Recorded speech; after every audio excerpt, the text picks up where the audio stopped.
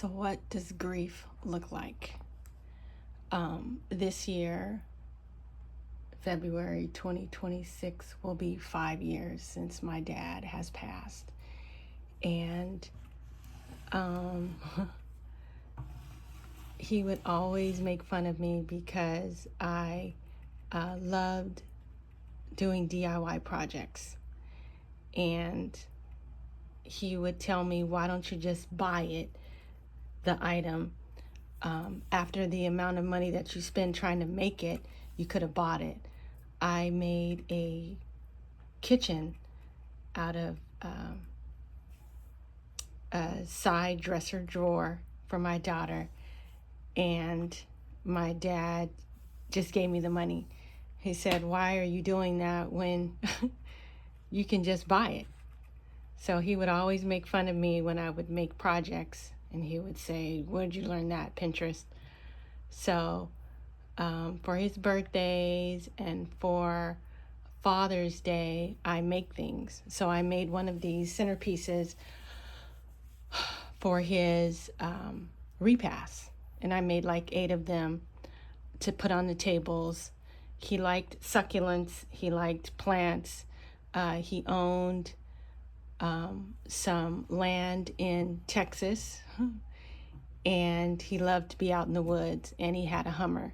So as you can see, my little mishaps here and there. I'm not a DIY person at all by any means, but I like to put things on his gravesite just to, go out there and see him. I am a believer. I do not believe in talking to the dead.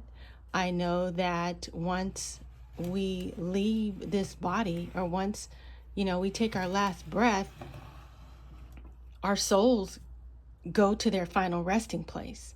So going to the cemetery, you are honoring that person, but they're not there. But it does give you some type of a sense of happiness for me, just, going to see his grave. So this is what I made for him this year. I found a Hummer. I've been asking for a Hummer. A lot of extra glue here. But this is just what I made, greenery. He was in the woods. He had some property, kind of some wood accents, some trees, and some rocks. So he would always say, we don't believe in shrines, celebrating shrines, or, setting up a shrine. And he would always say, once I'm gone, I'm gone. But I like to put stuff on his graveside just to let him know, or, for me, because I know he doesn't know it's there. It's more for me.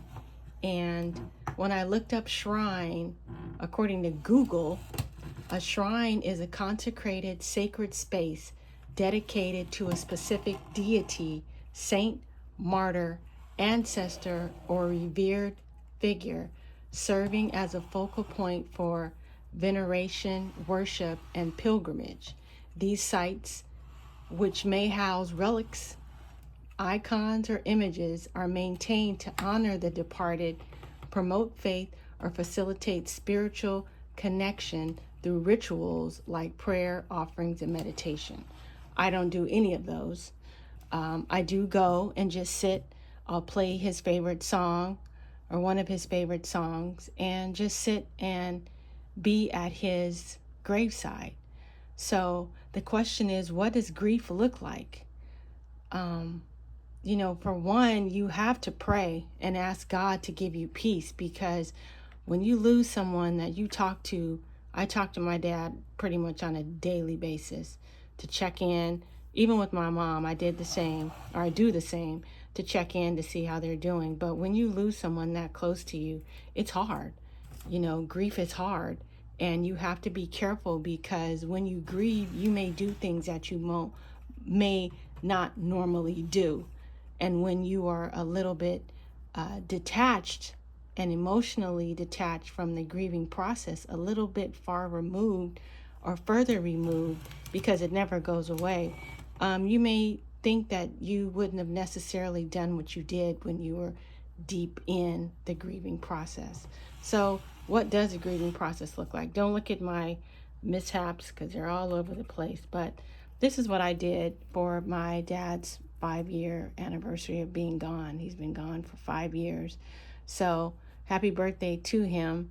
And just continue to pray that God will give you peace during your grieving process.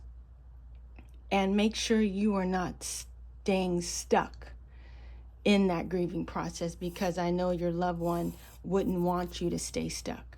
Continue to get up, honor that person by doing what you know they would have wanted you to do.